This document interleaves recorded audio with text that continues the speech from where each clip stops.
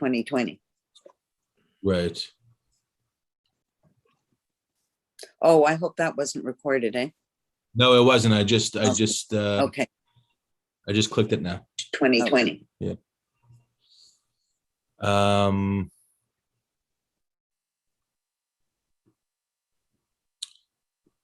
Well, we can all think of what we would like to study next. Seems like this is a good Mishnah group. Maybe we can learn some other Mishnahs, but we begin chapter 6.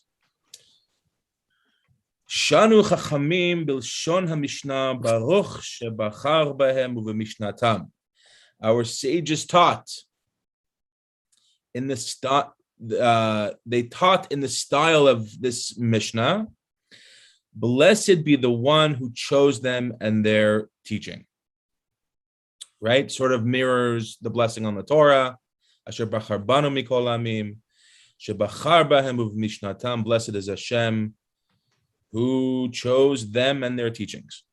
Elliot, do you have a question? I have here translated as the sages taught in the language of the Mishnah. Mm-hmm. Okay, you also have in the language. What is, Right. Is that Hebrew or Aramaic? This is Hebrew. Okay. Bilshon in the Mama Lashon, they say. Mama Lashon, yeah. But this is in Mama Lashon. This is Mishnah Lashon. Rabbi Meir says, "Kol haosek b'Torah lishma zoche lidvarim harbe velo od ela shekol haolam kulo kedai hu lo nikra rea ahuv ohev et hamakom ohev et habriot mesameach et hamakom mesameach et habriot v'chulei." Let's just translate.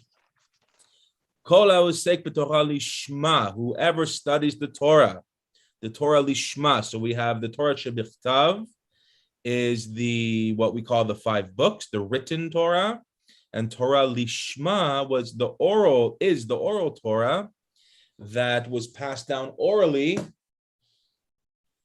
and then began to be codified. And this is one of the last Mishnahs of what we call Torah Lishma that has been written down. Whoever studies the Torah Lishma for its own sake merits many things.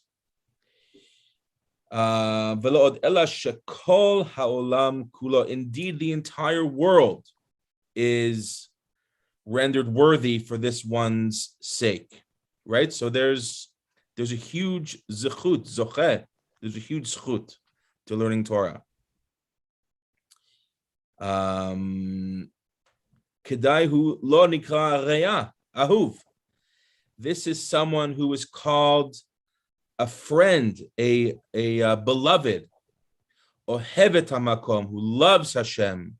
Ohevet habriot, loves living kind. Mesameach et hamakom, who makes Hashem happy, right? We all know makom is Hashem. Mesameach et hamakom, mesameach et habriot, who gladdens living things. Umalbashto anava, who the Torah clothes this person in anava, humility. Ve'yir'ah, often translated as fear, but yirah is reverence. Umachsharto liyot tzaddik, and prepares this person to be tzaddik, chasid, yashar, a righteous person, a kind person, someone who's yashar, someone who's straight. Ve'ne'eman, someone who's faithful. Umrachakto min hachet, and who distances themselves from sin. Umekaravto lidei zechut, and who draws near to the merits. V'nehenin mimenu etzah, and from this person we enjoy etzah, counsel. V'tushia bina ugvura, understanding, wisdom, understanding, strength.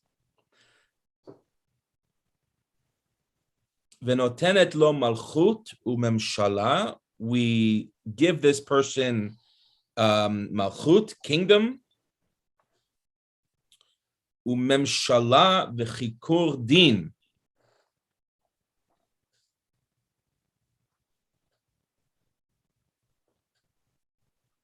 It gives this individual malchut, kingship, umemshala, sovereignty, v'chikur din, and the ability to judge. Umegalin lo razei Torah, and to this person the secrets of the Torah. V'naseh k'mayan hamitgaber, and this person is compared to a spring that mitgaber, a strong spring that strengthens. Uchenahar she'eno posek, and to a river that never dries up. V'hovet sanua, and they are sanua. This person becomes modest. Ve'erech ruach, and patient. Umochel al elbono, and forgiving of all insults. Umegadalto umeromamto al kol hamasim, and this person becomes great and raises above all things. So a very meritorious Mishnah for those that like to learn Torah. Goes on and on about the merits. Anything stand out? To me, it's like a repetition of the other 5 Mishnot. In other words, as long as you study Torah, you're fabulous. As long as you study Torah, everything's going to be wonderful and swell. Okay? This is all positive. Everything is positive. But so, to me, it's like a repetition, conclusion to the first 5 chapters we did. Right. Okay, all he's doing is repeating all the other things that were said previously. It's just trying to hammer it home. Yeah, which makes sense. That often when you conclude something like a speech or a course or something, then you sort of review the points that you've made, right? So I mean that would certainly fall in line to where we are. Correct. I have just one little thing at the end, the second to last sentence, and he becomes modest. Okay, you said modest, patient. I have the translation here as long suffering. Okay, and forgiving of insult. Okay. I mean, erech ruach, I would definitely not say it's suffering. Long suffering. Well, I mean, erech means long, right? Aroch, but ruach doesn't mean ruach is spirit. Spirit. Yeah, That's, I mean, erech hapayim. When we ask for Hashem, who's erech hapayim, that's the patient Hashem that we call for. That's forgiving. Erech ruach, I would say that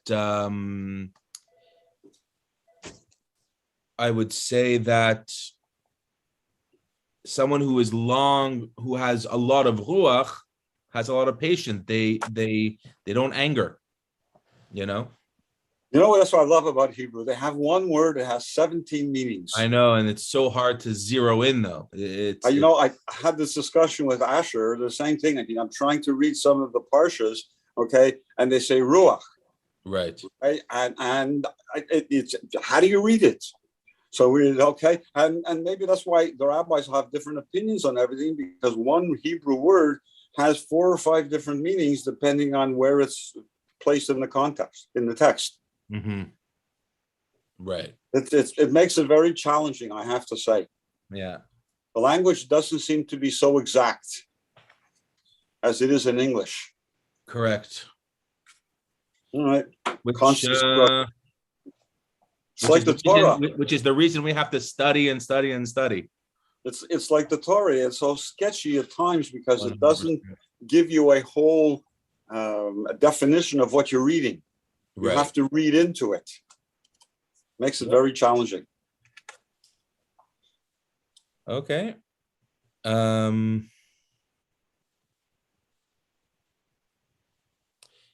So we go on to mission number 2. Also a long one. Amar Rabbi Yoshua ben Levi, b'chol yom vayom bat kol yotzet mehachorev umachrezet ve'omeret oy lahem labriot melbona shel Torah.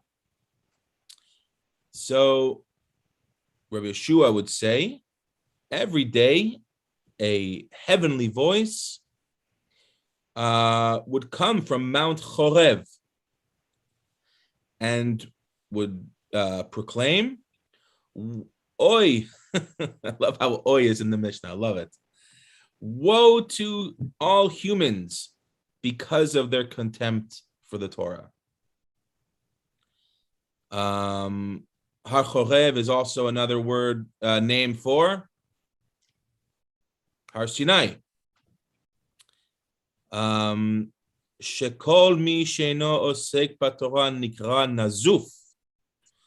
Whoever does not busy themselves with Torah is called the nazuf, someone who, I don't know how to translate nazuf, but it sounds like a bad insult.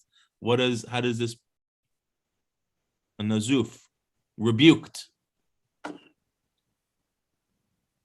It's called reprobate. As it says, nezem zahav be'af chazir, isha yafa v'sarat ta'am. As it says, a gold ring in a pig's nose, so is a beautiful woman without sense. You know, it sounds like one of those Yiddish insults, you know, like you should be as beautiful as a ring in a pig's nose. Doesn't it sound like something I heard about the pig with lipstick? What's that? I think it was regarding Sarah Palin. They said Really? something that she's like a pig with lipstick. No, haven't heard that one. Oh yeah. It was about way back in the American politics. Right.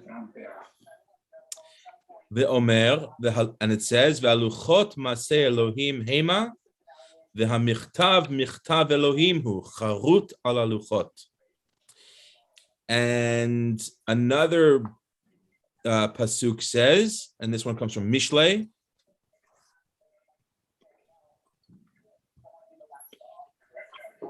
and the luchot, the tablets, were the work of Hashem, and the michtav and the writing was the writing of Hashem, which was engraved on the luchot, on the tablets. Check this out, Elliot, and this goes to our Hebrew. Al tikra charut ela cherut. Don't read engraved, right? Because charut means chor, like a hole, like you're like engraving something into the stone. Read it cherut. Gail, I think you have like a TV on or something, Gail. Yeah. Don't read it charut. Don't read engrave. Read cherut, freedom. She'en lecha ben chorin ela mi she'osek betalmud Torah, because you only have a ben chorin, someone who is free. Mi she'osek betalmud Torah is the person who engages in osek, and I love the word used, the word osek, as opposed to Talmud Torah. It keeps on saying she'osek betalmud Torah, that you make yourself busy with it. It's not just on a Zoom class, right? It's not just in a book, but you have to make yourself busy with it, even when you're busy, you know. V'chol mi she'osek betalmud Torah harei ze mit'aleh, and whoever gets busy with the learning of Torah, harei ze mit'aleh, it raises up Torah.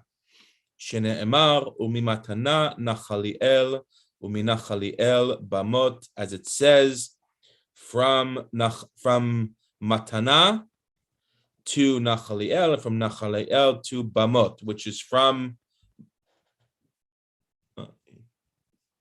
Bamidbar, right? I don't get the Matana and Nachliel. What does that have to do with it? I think it's we were like ascending, right? So Bamot is like Bima almost. It was this elevated place. Yeah, but what is Matana Nachliel? Matana was a place, and Nachliel is like we went from the place called Matana to a place called Nachliel, and then to Bamot. And I think they're illustrating our ascension, because they just said just like we went from point A to point B to point C, physically, elevating. This also elevates. So go ahead. Sorry. Okay, I have here the translation. The Torah will be given as a gift. Matanana is a gift. Yeah. Okay. He will achieve, 1 second. Since God has given it to him, Nahal El, given it to him, and he will achieve greatness, literally high places. Bamath is high places. Gail? Yeah, Bama means, elevated. Bima, right? Oh. The like Bima and Shul is Bima is going up. going up. Okay, so you get it as a gift, and then you take it as God's, God, okay, it's a gift because it was given to him, and then you try to go up higher than that. That's So it. it's like a constant stepping up. Yeah. All right. I wonder if it also speaks to there is sometimes the mitzvah of just hearing, like the Megillah Esther. I think it's the requirement of hearing, right? That's right. And then the distinction between the hearing and the intentional learning of it, and actual study and going deeper. Deeper meaning going higher, right? Mm-hmm. It was like before, they talked about learning, okay? Some people get married just for showing up. And then some people get married for studying. And then some people get married for showing up, studying, and performing. Right. I guess that's probably what it is. Always keep going up the ladder. Well, that's good. Again, it's really like Adam said, it's a conclusion. It's a rehash, a summary of what we've been learning for the last 4 chapters. So they just keep hammering it home. It's like a speech: introduction, the main body, and conclusion. And they're all the same thing. So you just step Aleph, Bet, Gimel. Okay. Yeah. Whipping right along. Moving right along, and these are long ones. Really driving home the don't forget to learn Torah, everybody. Okay, Mishnah 3. הלומד מחברו פרק אחד, או הלכה אחת, או פסוק אחד, או דיבור אחד, או אפילו אות אחד. Whoever learns from their friend a chapter, a law, one verse, a word, or even one ot, one letter, tzarich linhag bo kavod. You need to offer this person honor. You need to behave with this person honorably. שכן מצינו בדוד מלך ישראל, שלא למד מאחיתופל אלא שני דברים בלבד. And we learn this behavior from David HaMelech, who did not learn from Achitophel, but 2 things. He only learned 2 things from Achitophel, who was his, I believe, was his advisor. Kra'o Rabo, but he called him his teacher.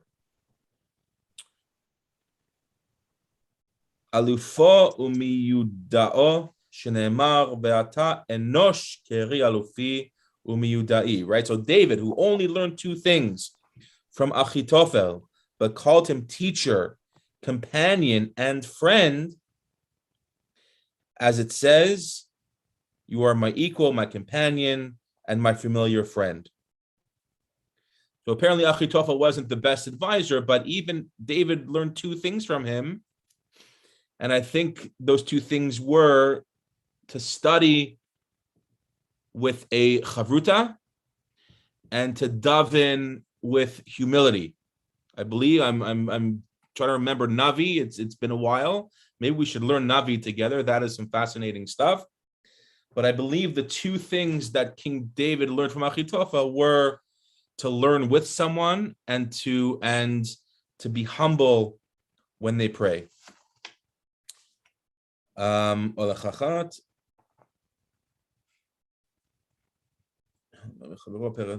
it says, halomeh mechavero perek echad, או הלכה אחת, או פסוק אחד, או דיבור אחד, או אפילו אות אחת, על אחת כמה וכמה, שצריך לנהג בו כבוד ואין כבוד אלא תורה. How much more for one who learns a perek, a law, a verse, a word, or even a letter.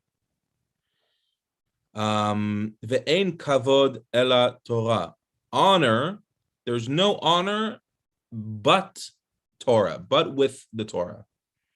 Shenemar kavod chachamim yinchalu utmimim yinchalu tov ve'ein tov ela Torah. As it says, the wise shall inherit honor. Tmimim, the whole, the perfect, should inherit good, tov. And ein tov ela Torah, but there's no tov ela sheba Torah. Shenemar, we just said it in Shul, ki lekach tov natati lachem torati al tazovu. As it says, I give you a good lekach, portion. Do not forsake my Torah. Don't abandon my Torah. So even one letter, again, there's this underlying current of being humble, I think. Don't think that you only have to respect the teacher that teaches you, surgery. You have to also respect the teacher that taught you what number one is, number two, number three. To me, the common theme so far has been humility. This reminds me of way back when, I think it was in chapter 3 or 4, we asked some questions. Who is wise? He who learns from everyone. Yeah. I learned from my father. I learned from my brother, and now I'm learning from my kids. Yeah. Okay. And your grandkids. Better yet, my grandkids. Because you know what? We haven't gotten together in a long time, but every Friday night when we had Shabbat meal, we always had questions that had to related to the Parsha Shavua. Okay. And it was great to listen to their answers. Each of them had a different outlook. Okay. Of course, what they were taught during the week, but whatever it is, it was great conversation. Because I kept bringing up a couple of negative stuff so that they would start to think, which was great. I missed that. I really missed that. I'm sure. And I wonder also, there's the aspect of the learning, but then the further piece is the integration and what we've learned and how it affects our behavior and our relationships with Hashem and our relationship with others. Because it's one thing to learn and not apply, no application. Yeah. Well, we had another segment where we learned, who was learning? He was like a sponge, somebody with a funnel, somebody who just learns and doesn't do anything else, again, everything is all a complete repetition of what we did. But it's good. It's good. It's wonderful.